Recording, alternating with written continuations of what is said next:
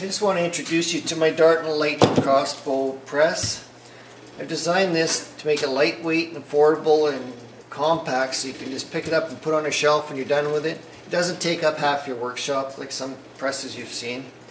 I've designed this with 2 by 3 inch rectangular tubing. If I had 2 inch available, I would have used that. 2 by 2 would have been great. But this works pretty good because it gives a little more stability. I've drilled a hole in the very center and about 5/8 hole and welded a nut on there, a 1/2 inch nut. And that's what I'm going to use with this 1/2 inch bolt to compress my bow with. That's my mechanical advantage. I use rollers here for my limbs. I was going to use skateboard rollers, but a friend of mine gave me these rollers of some kind of a trolley system, so I thought I'd incorporate them in there. So I just bent this in a bit and welded it, and welded one set on each side, and it seems to work pretty good. And I put these guides on here. My limbs are actually 1 3/4 inches wide, so I've made a 2 inch gap to give me a little bit extra room here in case I want to put some felt or something to prevent any scratching. And I had this sticking up a little bit higher than the rollers because I don't want that limb to slip off at all. It's a safety thing, and it works rather well. If I was going to use steel plates, like I was going to before, if you didn't have rollers, I would have just welded a steel plate on each side like this, and I would have drilled a hole around here and mounted, put this bolt through here with a piece of tubing. I would cut a piece of tubing 2 inches long, and that would act as a roller itself, and that should work fine too if you don't have any rollers. But I would probably even put a garden hose or a piece of rubber on there just to cushion the limbs a little bit. And still you still have some piece sticking up here that would contain your limbs, so it could not slip off again. That safety thing. So this total piece, in case you're interested, is 26 inches end to end, and my center to center of my rollers are 23 inches, and I'm using an 1 1/4 roller. And from the top of the roller to the top of this tube is 4 1/4 inches. You could probably use a little bit less depending on type of bow you're using, but this works for me, and because this is what these rollers were. So I'm going to take this bowl apart here, and I've already taken the bolts out to speed up the video. So I'm taking the stirrup off, and that's the only thing that holds that bowl onto the rail. So when you reassemble this, make sure you put this nice and tight. And don't strip the threads, but make sure it's tight. Because if you don't have it tight, you're going to have inconsistencies in your shooting.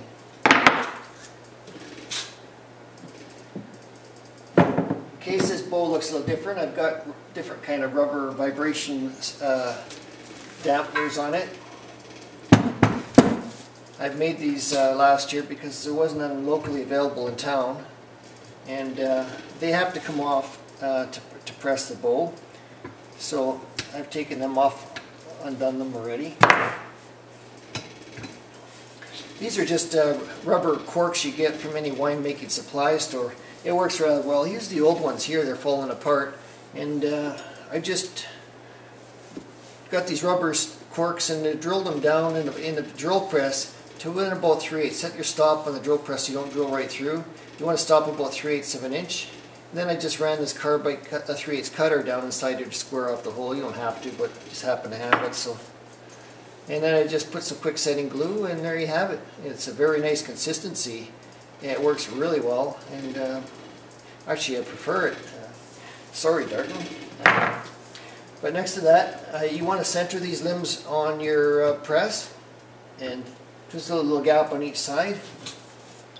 Again, you slip your 1/2 inch diameter bolt in here, and this plate just happens to be what I had kicking around.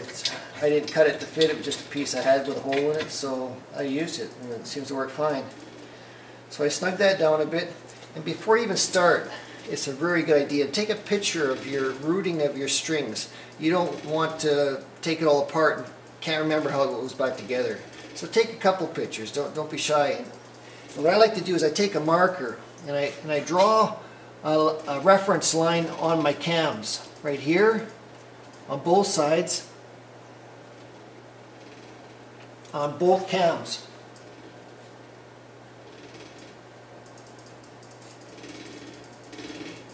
And you'll always have that reference, so when you do any work on your bow, you'll know where it was before you started. Another thing I like to do when I tune my bows, I measure center to center on each side, and if one is out a little bit, I might just tweak it. And when I put the pressure on there, I'll take the string off, and all you do is tighten it a turn or so, and then release the bolt again, and take another measurement. It changes very quickly. So now all I do is I just tighten this up, and you'll notice that the bow starts to compress. If the string is tight, it just takes a little bit. It's not the fastest press, but it works fine.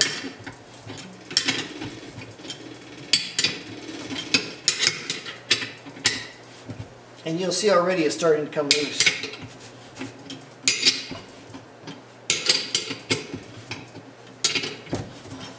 It doesn't take much. You'll see it's coming loose very quickly. A little bit more and you'll be able to take your strings off. You can reserve it if you want. Adjust your tuning, whatever you like to do with your strings. Like I said, the only thing I would do here is I would make sure that I have lots more thread going into this tube. If before I start to compress this bow, if I was going to remove the strings and change the limbs or take a look, examine the limbs, you don't want to be taking that off and run out of threads. It's under a lot of tension. So make sure you have before you start to work on the limbs. If you're taking all the strings, taking the bow right apart, I've got about 1.25 inches of thread on this bolt. That's sufficient for working on the strings. But if you're going to work on the limbs, you're going to want to start with at least 1 inch or more of thread right into that tube before you start to compress that bow. And there you have it. Hope this is give you some useful information in case you want to build one yourself. And happy shooting.